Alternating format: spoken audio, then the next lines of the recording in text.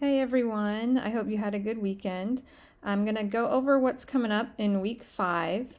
So, week 5 is kind of a little bit different than what we've been doing before because we're going to start looking forward more towards the extended inquiry project. So, two things. So, we're going to do that, and you're also starting a new unit. So, basically for this new unit, you're going to be reading about the rhetorical situation and what it is. And a lot of our assignments will then, in the next 5 weeks, tie into the rhetorical situation. So it's important that you look that over, read through it, watch the video. And then for Monday, you're going to be looking at the Reader's Guide overview. So I strongly suggest watching this video because that will give you kind of an overview of the assignment. And this is basically the culmination of your extended inquiry project. This is what you will be doing instead of a typical research paper where you have a thesis statement and 3 main points. So this is really different because you'll be practicing something called inquiry-based research.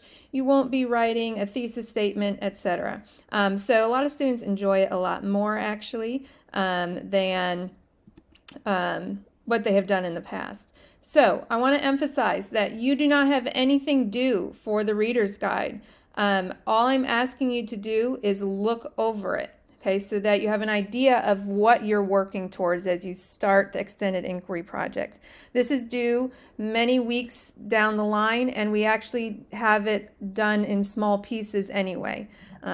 So for each section of the Reader's Guide, you will know what you're doing and when it is due as it comes due. So I reveal it to you a piece at a time. It's not something that you need to worry about right now. You just want to have an idea of what you're working towards and how it's different than a typical research paper. Something that is going to be due next week and that you're going to be looking at on Monday, is the assignment for the guiding question infographic. Okay, so there's a video here again, which is also a good walkthrough of the assignment. And basically what you're going to be doing for that infographic is coming up with what's called a guiding question. So this is the question you have that you want to research to find the answer to. So it's a little different than coming up with a thesis statement first. Instead, you're coming up with a question that you have based on the sources that we have read or watched in the class so far. All right. And I'm going to go back to our overview of the week here, okay? Because I don't want to go through every single assignment that we have here since some of them you're already familiar with.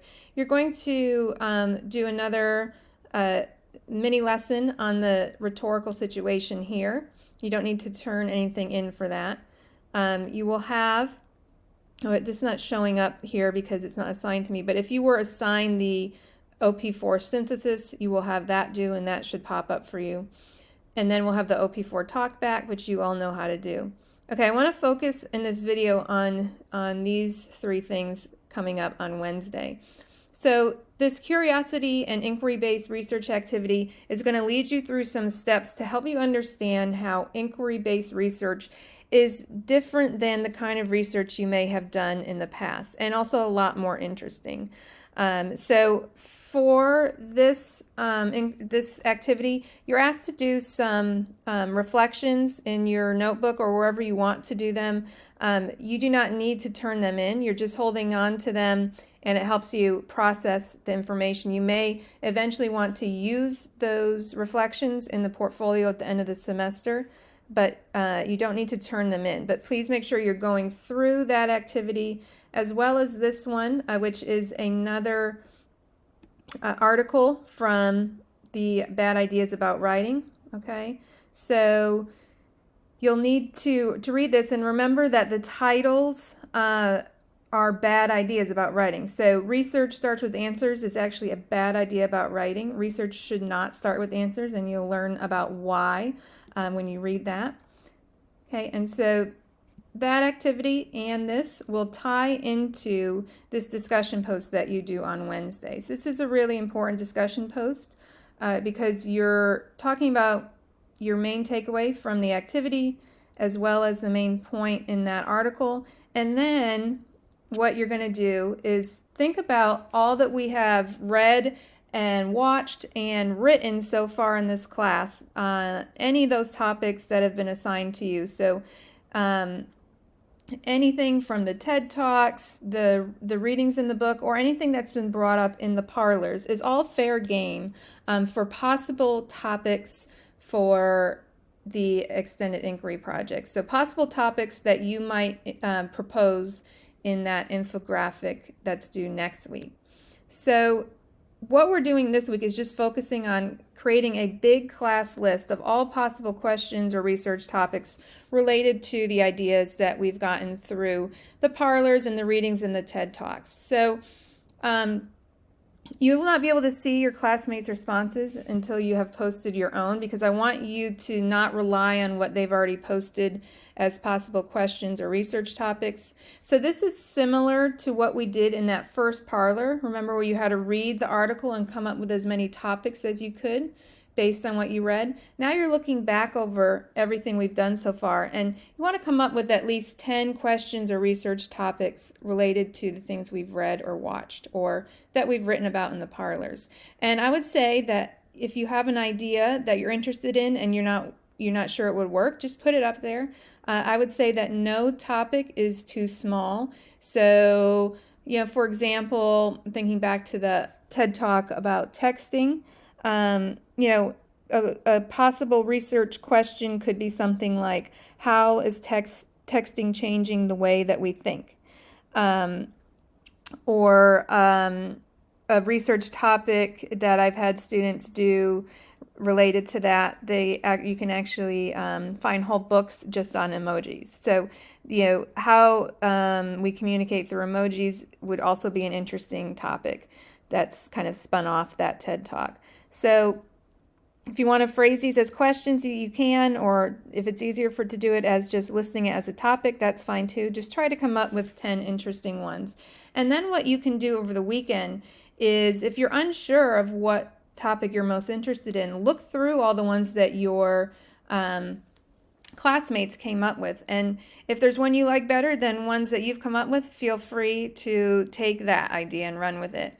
So this, it does not matter if people have the same topics in the class. So we could have several people working on the same thing, and that would be fine. All right, so through this discussion post, we are going to have a list of, hopefully, so if there's 22 people in the class, hopefully we'll have 220 possible questions or research topics that you all can skim through and give you ideas for what your guiding question might be in the infographic that's due next week. Okay, and then finally on Friday you're doing a studio, peer review studio. Now I know a lot of people have had bad experiences with peer review, and so what this studio is meant to do is to reset your idea of what peer review is and how it should work. So a lot of people have the wrong idea about peer review, and I often get comments from students that this studio was actually a great relief to them to understand what they did and did not have to do in peer review, and really takes a lot of pressure off of the whole process. So it lays the foundation for how we will do peer review going forward. So starting next week, you will have small writing teams that I put you in, and you will be using this form of peer review to respond to each other's work as you go forward. Okay, so very important. Once again, if you have any questions, please post any assignment or course questions to the Ask the Professor forum.